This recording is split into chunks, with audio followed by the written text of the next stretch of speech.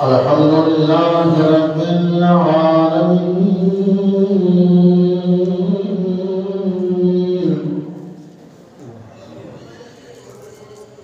والصلاة والسلام على رسوله الكريم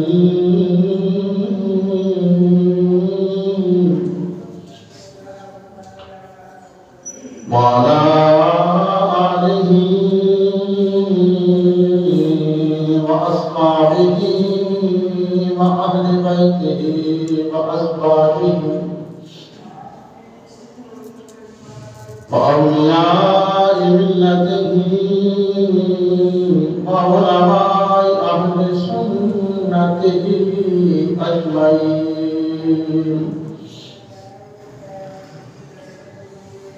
أما بعد فأعوذ بالله من الشيطان الرجيم.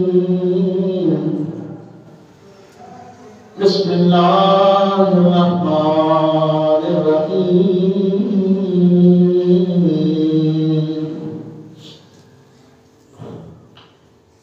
يا أيها النبي إنا أرسلناك شاهدا ومبشرا ونذيرا. صدق الله العظيم وصدق رسوله النبي الكريم الأمين. قال الله تبارك وتعالى في شان محبوبه مخبرا وآمرا: إن الله وملائكته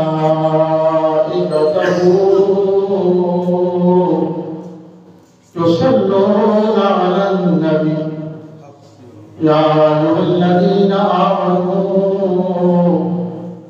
صلوا عليه وسلموا تسليما. الصلاة والسلام عليك يا سيدي يا رسول الله وعلى آلك وأصحابك يا سيدي يا حبيب الله.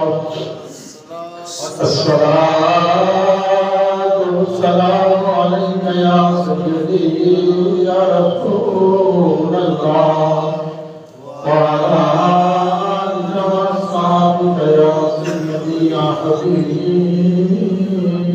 الله. حمد و ثنا کے بعد دعا ہے: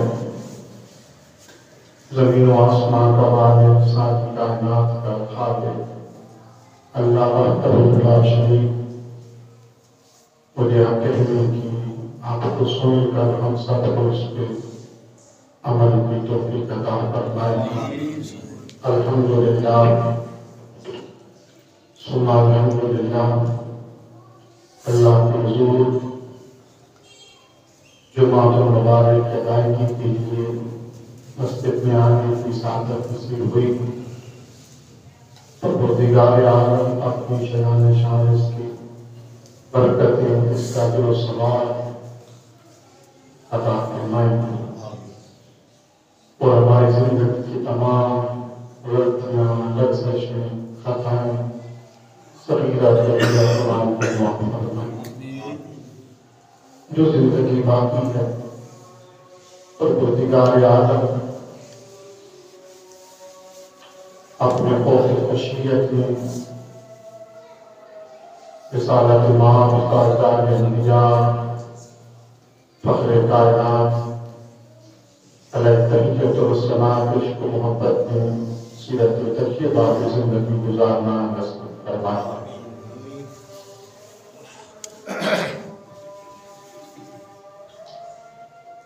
ایک لفظ ہے ادب، اور ادب ایسا لفظ ہے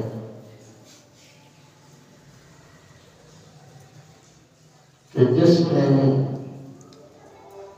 انسان کو حدود و حدود کے اندر پابند کر دیا. جو ادب کہ حدودوں کا حدود کو جانتا ہے اسے انسان کہتے ہیں، اور جو اس سے باہر ہے پھر وہ جانور ہے. جانور نہیں جانتے یہ چوک ہے، یہ راستہ ہے، یہ گھر ہے، یہ بازار ہے. جانوروں کی کوئی ضرورت نہیں ہوتی. اور جو بالکل ہی ادب کا قیدی ہے اسے مسلمان کرے. ادب ایک ایسی چیز ہے کہ جو انسان کو تحت سوال کی گہرائیوں سے اٹھا کر وہ جو سوریا کی بلندیوں تک پہنچا دیتا ہے. ادب اگر ادب نہیں ہے تو پھر انسان اگر وہ جو سوریا بھی ہے تو پھر اسفل السافلین تہوں تک پہنچ جاتا ہے. شیطان نے صرف ایک اللہ کے نبی کی بھی اگر کہاں ہو شیطان، کہاں عزازیل، جن، لیکن عبادت تھی کہ اللہ نے فرشتوں کے صف میں شامل کر دیا. اللہ کے نبی کی بے ادبی ہوئی تو پھر وہاں سے اٹھا کر زمین کی گہرائیوں میں پہنچ گیا.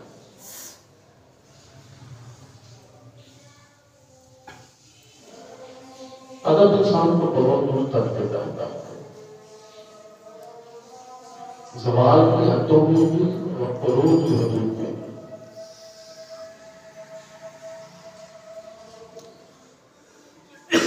کسی چیز کا بھی ادب ہو، والدین کا ادب ہو، بزرگان دین کا ادب ہو، کسی چیز کا بھی ہو، کسی غریب کا ادب ہو. اگر آپ ایک گاڑی میں جا رہے ہیں، قیمتی اور مہنگی گاڑی ہے، اور کسی غریب سائیکل والے کے ساتھ آپ کی گاڑی ٹکرا گئی ہے، وہ گر گیا ہے،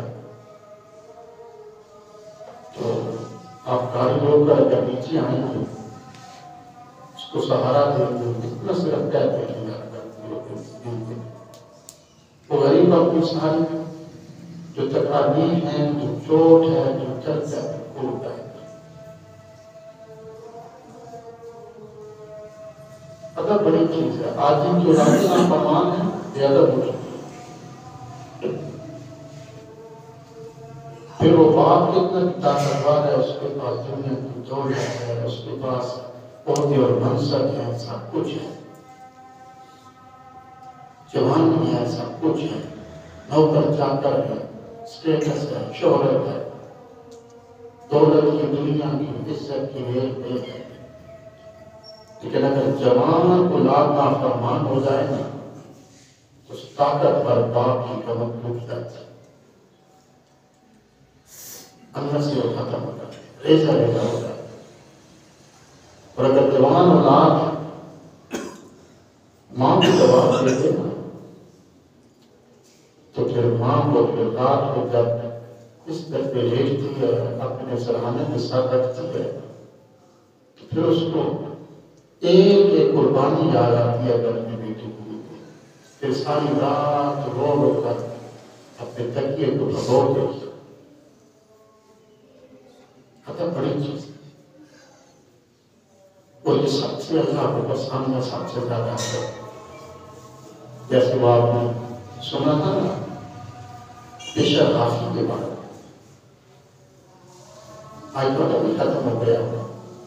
بشر حافی کے بارے میں سنا ہے کہ بشر حافی بہت سے رحمۃ اللہ تعالیٰ علیہ ان کا مصر کے اندر شراب کا بہت بڑا کاروبار تھا.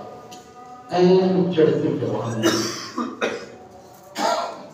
ان کے کارخانے تھے، پورے مصر کے اندر ان کی شراب سپلائی ہوتی تھی. اعلیٰ سے اعلیٰ معیار کی کوالٹی کی شراب بادشاہوں کے محلہ تک پہنچتی تھی بشر حافی کے کارخانے سے. اتنا شراب کا کاروبار تھا. بس ایک دن شراب کے نشے میں اپنے وہاں نکلے کارخانے سے شراب پی رکھی تھی، ہوش میں گلی میں لڑکھڑا رہے ہیں، لڑکھڑاتے گر گئے. شراب کا نشہ تھا. شراب ایسی چیز ہے جو ماں اور بہن کی تمیز ختم کرتا ہے. تو جو ماں اور بہن کی تمیز مٹا دے کوئی چیز تو نہیں ہے.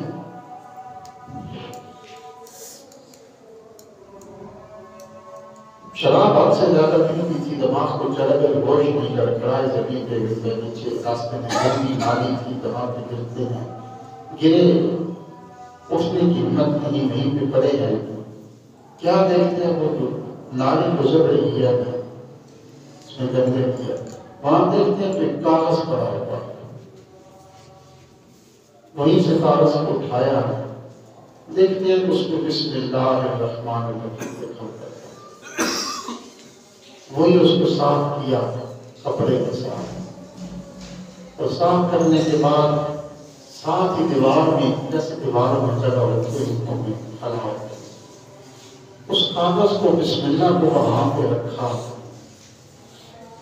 اور اتنا کہا کہ یا اللہ ہم لوگ تھوڑے ہیں دل کی نالیوں میں رولنے کے لیے، تو بلند و بالا ہے، تیرا نام بھی بلندیوں کے قابل ہے، پاک ہے. اس کو صاف کیا اور اونچی جگہ دیوار پہ رکھ دیا. رکھنے کی دیر تھی کہ اللہ تعالیٰ نے اس مصر کے سب سے بڑے شرابی کو، شراب کے کارخانوں کے مالک کو، اللہ نے اسی جگہ پہ وقت پر بلی بنا دی. دنیا کے جتنے علوم تھے، ظاہری باطنی، وہ تمام آپ کے سینے میں ہوتے تھے. جتنے بھی تصوف کے، جتنے بھی علوم تھے نا، ہمارے ہاتھ کے وہ آپ کو عطا ہے. بس ایسے نکاح اٹھ گیا تو پھر پردے ہٹتے چلے گئے، اور پھر اس نے جتنی آپ کی استطاعت تھی اتنی آپ نے انوار و تجلیات دکھا دی. شرابی کو کوئی ہوش نہیں، پاؤں میں جوتے نہیں تھے، شراب کا نشہ تھا کہ زندگی بھر اس وقت کہتے ہیں کہ جب اللہ نے اس گندگی سے، شراب کی اس گندگی سے اٹھا کر ولایت کے منصب، پاکیزہ منصب پہ فائز کیا، تو میں ننگے پیر تھا، انہی سے جنگل کی طرف دوڑ لگا تھا. وہاں پہ اللہ کا ذکر صبح شاتی ہیں، شام کو واپس آتے ہیں، کہ پاؤں میں جوتا نہیں ہے. اللہ تعالیٰ اس وقت کتنی بھی مصر کے مال مویشی تھے نا، جو چرنے کے لیے جاتے تھے شہر سے اندر، ایک ہی راستہ تھا جس سے بشر رافی بھی جاتے تھے عبادت کے لیے، ننگے پاؤں مال مویشی بھی جاتے تھے. تو پھر کیا ہوا؟ اللہ تعالیٰ نے مال مویشیوں کے دل میں ڈال دیا کہ اس راستے پر وہ شخص چلتا ہے جس نے میرے نام کا ذکر کیا تھا. ننگے پاؤں چلتا ہے. اب کسی مال مویشی نے اس راستے پہ گوبر نہیں کرنا، شراب گندگی نہیں کرنا. کہیں میرے بندے بشر آفی کے پاؤں گندے نہ ہو. پھر جب تک حضرت بشر آفی زندہ رہے، صبح جا کے جنگل میں اللہ کی عبادت کرتے، ننگے پاؤں پل کے آتے تھے. ننگے پاؤں وقت گزرتا رہا، کسی مال مویشی نے جانور اس راستے پہ گوبر نہیں کیا. پھر ایک دن ایسا آیا کہ کسی بزرگ نے جنگل میں دیکھا، اسی راستے پہ ایک چلنے والی گائے نے گوبر کر دیا. جب اس نے گوبر کیا، انہوں نے کہا کہ آج لگتا ہے بشر آفی کا انتقال ہو چکا ہے، ورنہ یہ جانور گوبر نہیں کر سکتے. بعد میں معلوم ہوا کہ عین مصیبت پر بشر آفی کا انتقال ہو چکا تھا. اور جب انتقال ہوا تو اس وقت کے جو اہل ایمان تھے، صالحین تھے، اولیاء اعظام تھے، ان پہ کائنات میں آواز آ رہی تھی، اگر کوئی چاہتا ہے کہ بخشش ہو جائے اور اللہ بلا حساب جنت عطا کر دے تو بشر آفی کے جنازے میں شامل ہو. یہ مقام کہاں سے ملتا؟ اللہ کے نام کا ذکر ہے، اللہ کے نام کا ذکر.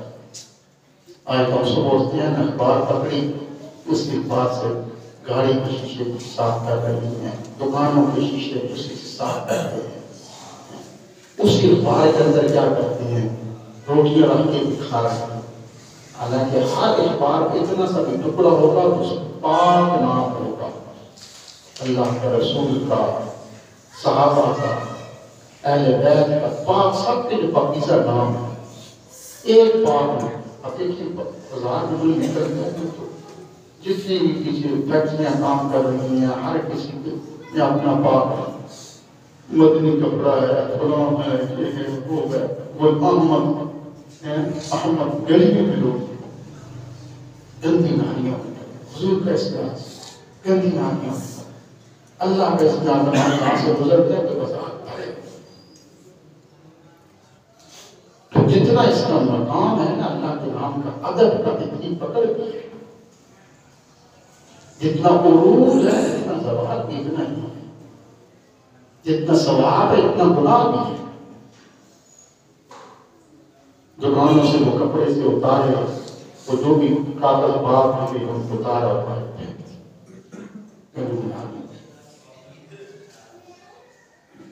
ادب ایک ایسی چیز ہے، صاحب طبقات میں بڑی پیاری بات ہے، بڑی پیاری۔ وہ لکھتے ہیں کہ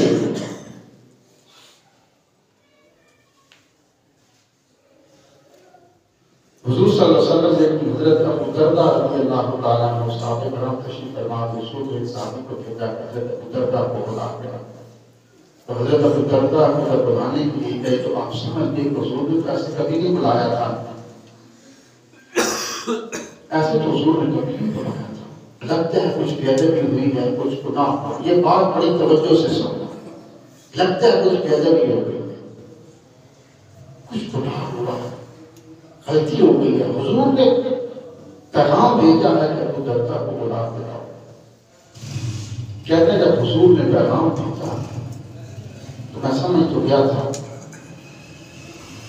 لیکن مجھے نظر نہیں آتا تھا کہ مجھ سے کوئی غلطی ہوئی ہے،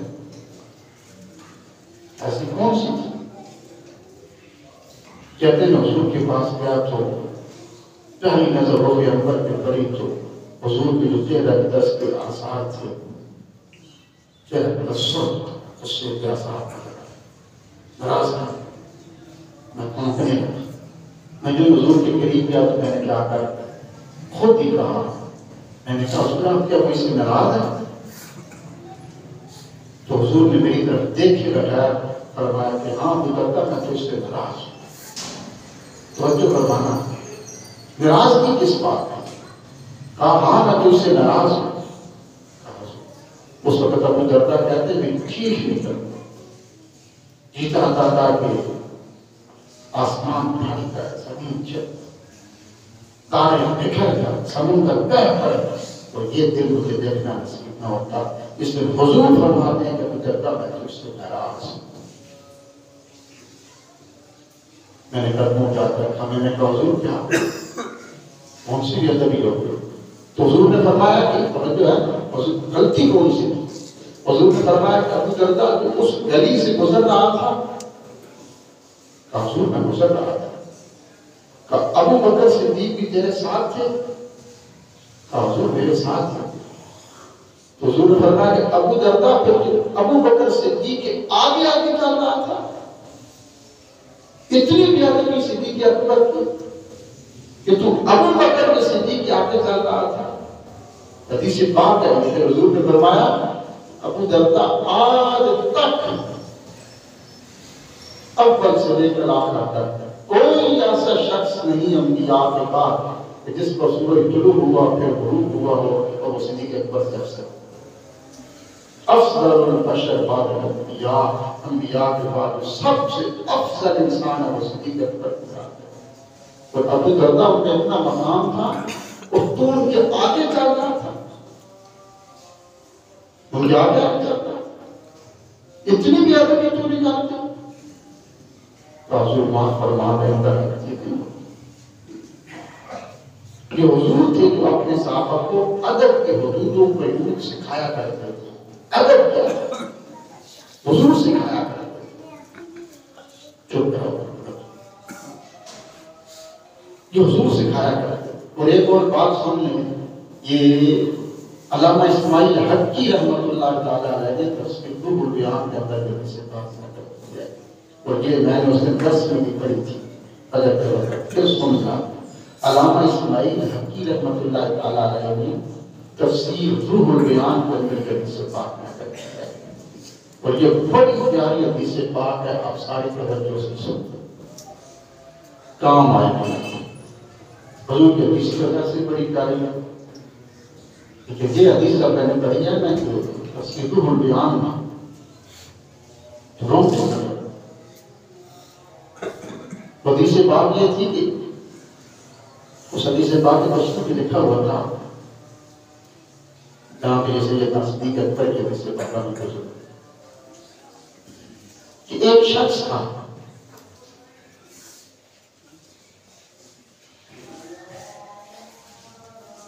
وہ کماتا تھا، بڑا کاروبار کرتا تھا، بڑا پیسہ تھا، لیکن اس کی پوری نہیں پڑتی، بڑا کمایا، ابھی مہینہ ختم ہونے میں چند دن باقی تھے کہ پیسے ختم ہو گئے، اولاد لینے کے مجبور ہو گیا، پوری نہیں پڑتی، بڑا کماتا ہے، اس کی پوری نہیں پڑتی، پیسہ بھی بڑا ہے، پوری نہیں پڑتی۔ وہ کسی اہل اللہ کے پاس گیا، اللہ کے ولی کے پاس گیا، حضور میں بڑا کماتا ہوں، میرے گھر میں پوری نہیں پڑتی، کیا کروں؟ فرمایا نماز پڑھا کرتا۔ حضور نماز پڑھتا ہوں، پکا نماز پڑھتا، پھر اپنی بیوی سے کہنا پر نماز پڑھتا، حضور وہ بھی نماز پڑھتی ہے، پکی نماز پڑھتا، پھر اپنے بچوں سے کہنا، حضور بچے بھی سارے نماز پڑھتے۔ تو اہل اللہ تھے نا، صاحب کشف تھے، تھوڑی دیر آنکھیں بند کی، پھر کہا جانا اور گھر کے سامنے پردہ لٹکاتے ہیں، اور پھر کچھ دنوں کے بعد آنا وہ گیا، اس نے گھر کے سامنے پردہ لٹکا، اب 2 مہینے گزر گئے، 3، پھر دوبارہ وہ اللہ کے ولی کے پاس آیا اور آ کر کہا حضور اب تو دولت کی ریت فیل ہو گئی ہے، اب تو اتنا ہی کماتا ہوں لیکن پیسے بچ جاتے ہیں،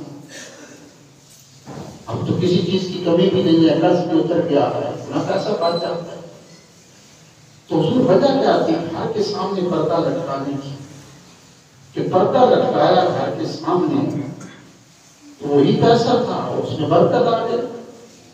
آپ نے فرمایا کہ وجہ یہ تھی کہ میں نے تجھے دیکھا تو بھی نماز پڑھے، تیری بیوی بھی، بچے بھی، سب نماز پڑھے، پھر جب میں نے کشف کی نگاہ سے دیکھا تو تمہاری گلی سے ایک بے نمازی گزرتا تھا اور تمہارا دروازہ کھلا ہوتا تھا، اور جب بے نمازی تمہاری گلی سے گزرتا تھا اس کی نحوست تمہارا دروازہ کھلا ہوتا تھا، تمہارے گھر میں تھا، جس کی وجہ سے تیرے گھر میں سے رزق جو تھا وہ کم ہو رہا تھا اور پوری نہیں پڑ رہی تھی۔ اب سامنے پردہ ہے، اس کی نحوست ابھی تک نہیں کیا۔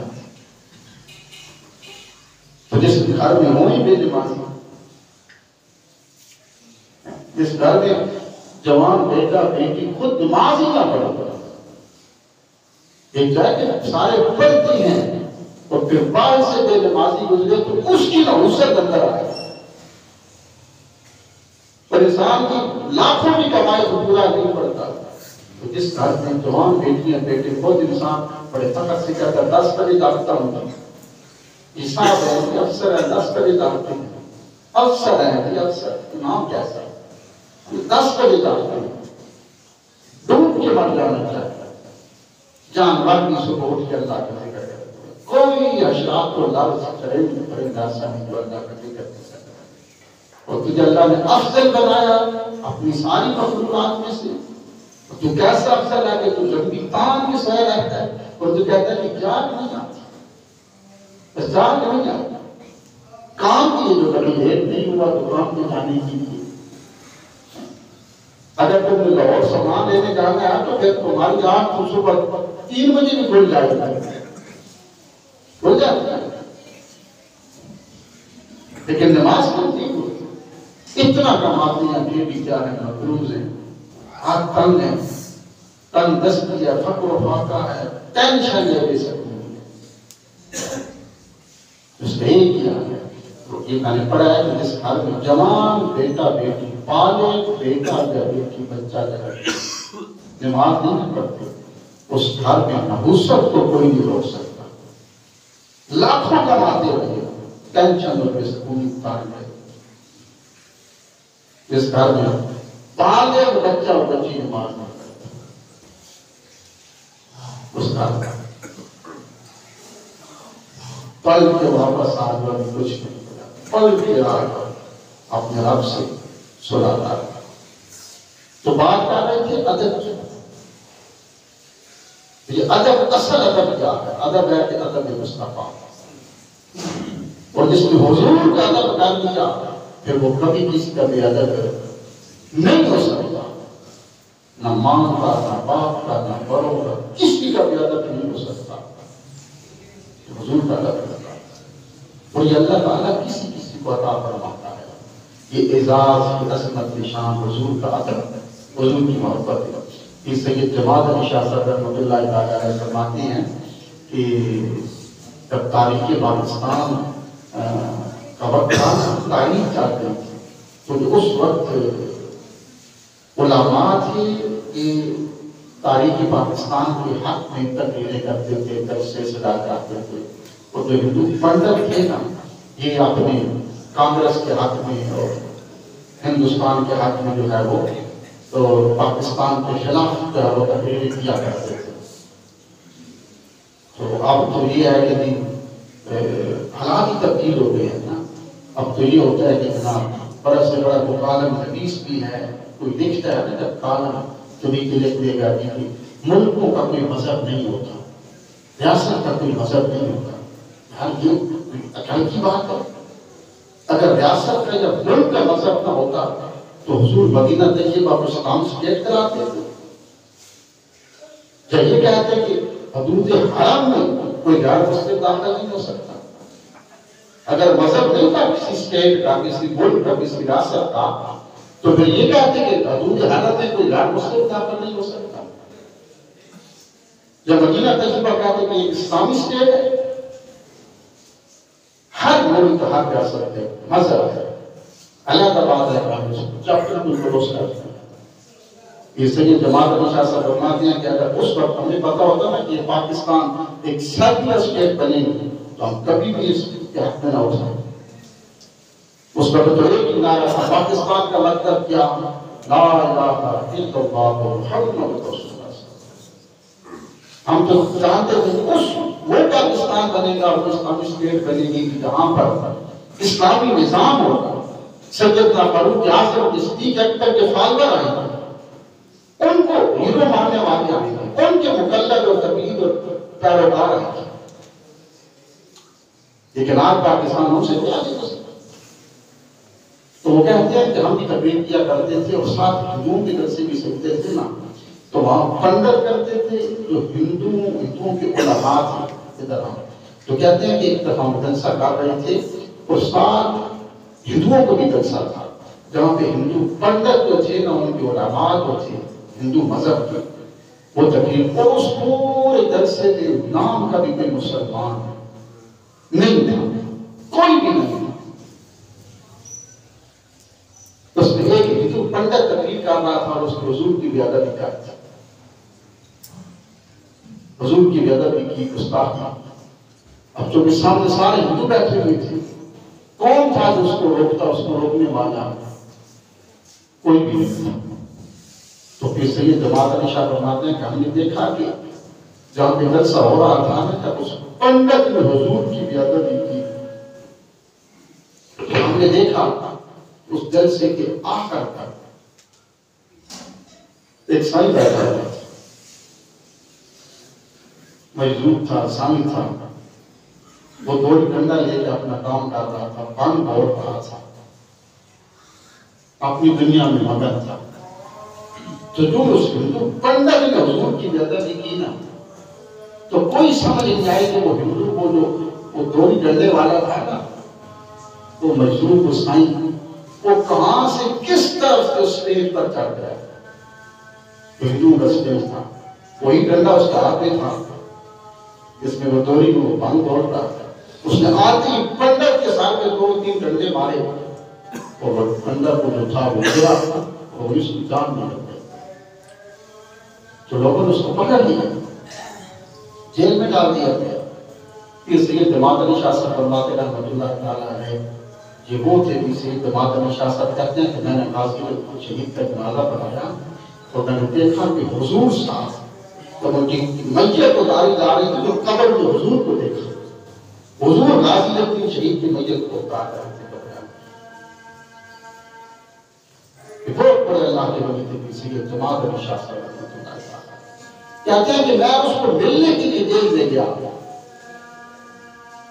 اس دوری ڈنڈے والے کو، اور میں نے اسے کہا یار تو نے کیا کیا، اتنا بڑا کام کر دیا، تو کوئی نماز نہیں پڑھتا، کوئی اور کام نہیں کرتا، تیری زندگی میں اسلام شریعت دین دور تک نظر نہیں آتا، اور یہ تو نے کیا کر دیا؟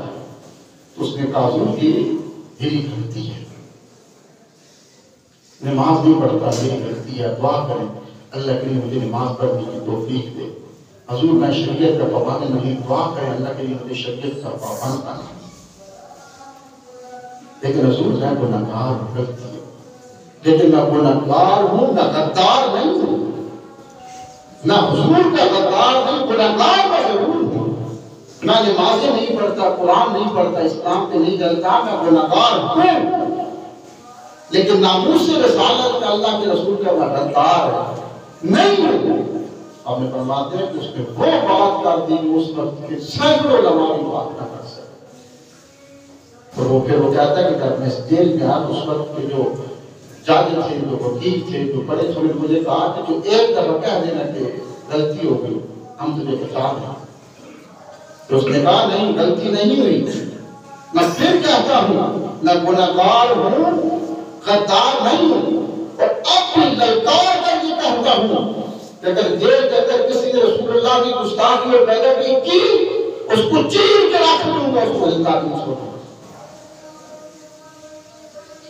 یہ وہ ادب تھا، یہ وہ مقام ہے جو اللہ تعالیٰ کسی کسی کو عطا فرماتا ہے۔ ادب، ادب بڑی چیز ہے، ادب بہت بڑی چیز ہے جو اللہ تعالیٰ کسی کسی کو عطا فرماتا ہے۔ اور یہ میں نے پڑھا ہے کہ جس کے دل میں ذرہ برابر ایمان کی رہتی ہے، یہ جاوید چودھری کا ایک عالم لکھتا ہے، اینکر دیا ٹی وی بھی جاتا ہے جاوید چودھری، ساتھ میں طالب سے کا یہاں کئی کئی طرح میں پڑھا ہے، اس کا میں نے کالم پڑھا تھا۔ یہ کہتا تھا کہ میں اس وقت برطانیہ میں گیا، کسی دور میں کافی پرانی بات ہے، تو وہاں پر میں نے یہ کہ جو اسرائیل کا ایک یہودی وہ دیکھنے والا اینکر تھا، اس کو میں نے دیکھا کہ کہاں پر مسلمانوں کی اکثریت تھی، کمیونٹی تھی، مسلم کمیونٹی برطانیہ کے اندر، میں نے اس کو وہاں پہ دیکھا، تو میں نے اس سے پوچھا کہ تو یہودی ہے اور جہاں مسلمانوں کی اکثریت کی آبادی ہے، تو یہاں پہ کیا کر رہا ہے؟ اس نے کہا کہ میں PhD کر رہا ہوں۔ میں نے کہا کس بات میں؟ اس نے کہا میں مسلمانوں کی عدم برداشت پر PhD کر رہا ہوں، عدم برداشت پر۔ میں نے کہا تیری PhD کہاں تک پہنچی؟ اس نے کہا مکمل ہو چکی ہے، بس اب اس کے میں تھیسس لکھ رہا ہوں۔ تو میں نے کہا نچوڑ کیا ہے تیری PhD کا؟ اس نے کہا میری PhD کا جو میں مسلمانوں کی عدم برداشت کر رہا تھا اس کا نچوڑ یہ ہے کہ جس مسلمان کے دل میں ذرہ برابر بھی ایمان ہے وہ ہر چیز پہ سمجھوتا کر جائے گا، اللہ کے رسول پر کبھی سمجھوتا نہیں۔ جس کے دل میں ذرہ برابر بھی ایمان ہے وہ نمازیں اس کی رہ جائے جو بھی ہو جائے ہر نقصان برداشت کر لے گا، لیکن جب رسول اللہ کی ذات میں کوئی ہر فائدہ کو اپنی جان رکھ دے گا۔ یہ میری PhD کا نچوڑ ہے۔ اور یہ مسلمان ہیں، نمازیں نہ پڑھنا گناہ ہے، شریعت پہ نہ چلنا ایک ہماری غلطی ہے، گناہ ہے، لیکن حضور کی ناموس کی بات آ جائے پھر کوئی پیچھے نہیں ہٹتا۔ تو جو نہ کے اندر سے اس کو خون کھولنے لگے کہ میرے رسول کی اس نے بیادبی کی، تو سمجھ لو اس کا ابھی تک ایمان باقی ہے۔